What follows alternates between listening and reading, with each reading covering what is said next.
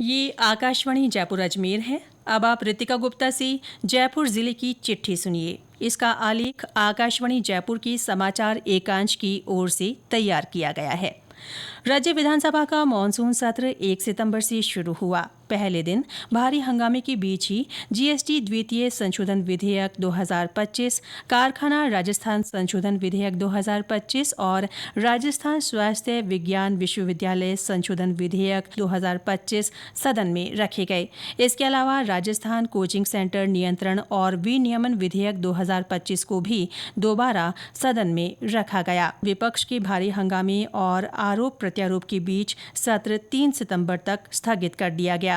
इसके बाद कल से फिर शुरू हुई कार्यवाही में सदन में कोचिंग सेंटर नियंत्रण और विनियमन विधेयक पारित कर दिया गया। इस विधेयक के पारित होने के बाद अब कोचिंग संस्थान विद्यार्थियों से मनमानी फीस वसूल नहीं कर पाएंगे और नियमों का उल्लंघन करने पर जुर्माना भी लगाया जाएगा।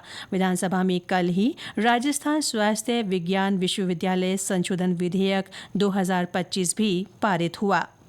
मुख्यमंत्री भजनलाल शर्मा ने बीते दिनों जिले के दूदू में विभिन्न विकास कार्यों का लोकार्पण और शिलान्यास किया।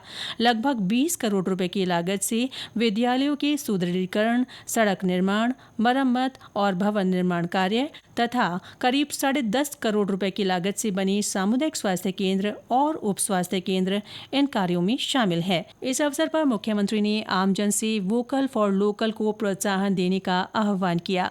कार्यक्रम में उप मुख्यमंत्री डॉक्टर प्रेमचंद बैरवा ने कहा कि राज्य सरकार ने पिछले 20 महीनों में दूदू क्षेत्र को विकास की कई सौगातें दी हैं। वरिष्ठ नागरिक तीर्थ यात्रा योजना के लिए बीते दिनों लॉटरी निकाली गई। जिला प्रभारी मंत्री जोगाराम पटेल और देवस्थान मंत्री जोराराम कुमावत ने कलेक्ट्रेट में ये लॉटरी निकाली। इसमें जिले से 4,900 से अधिक यात्रियों को तीर्थाटन के लिए चुना गया। उप मुख्यमंत्री दिया कुमारी ने जयपुर के माचेड़ा स्थित आतिश मार्केट में पिछले दिनों लोहा मंडी का शिलान्यास किया। इस अवसर पर उन्होंने कहा कि विकसित राजस्थान की परिकल्पना में व्यापारियों और उद्योग जगत की अहम भूमिका है। 550 बीघा भूमि पर बनाई जाने वाली इस लोहा मंडी में हार्डवेयर, सैनिटरी और इलेक्ट्रिक उद्योग से संबंधित उत्पाद एक ही स्थान पर उचित मूल्य पर मिल सकेंगे। पंचायती राज मंत्री मदन दिलावर ने जिले में विलायती बबूल के उन्मूलन के बारे में वन विभाग और ग्रामीण विकास विभाग की बैठक ली। उन्होंने कहा कि विलायती बबूल के प्रभावी उन्मूलन के लिए दिशा निर्देश जारी होने चाहिए, जिससे इन्हें चरणबद्ध रूप से समूल नष्ट किया जा सके। राधा अष्टमी का पर्व जिले भर में पिछले दिनों श्रद्धा और उल्लास के साथ मनाया गया। श्री गोविंद देव जी मंदिर में इस अवसर पर विशेष पूजा अर्चना की गई। विभिन्न मंदिरों में राधा जन्मोत्सव की झांकियां सजाई गई।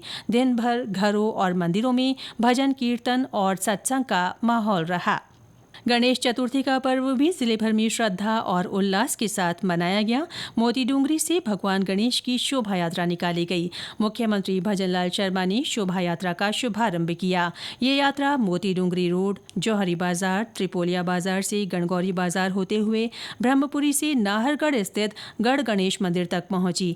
इसके अगले दिन ऋषि पंचमी पर्व पर विभिन्न समाजों ने ऋषि परंपरा के तहत उपवास रखे और जलाशयों के किनारे सप्त ऋषियों की पूजा अर्चना कर श्रावणी कर्म किया।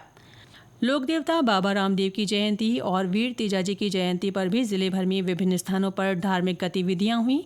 लोक देवता गोगा जी की जयंती भी परंपरागत श्रद्धा भाव के साथ मनाई गई।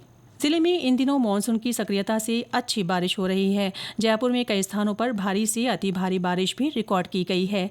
इसके चलते कई स्थानों पर राहगीरों और वाहन चालकों को परेशानियों का सामना करना पड़ा। सुरक्षा के मद्देनजर जिला कलेक्टर ने सभी सरकारी और निजी स्कूलों के विद्यार्थियों का पिछले दिनों 2 दिन का अवकाश भी घोषित किया।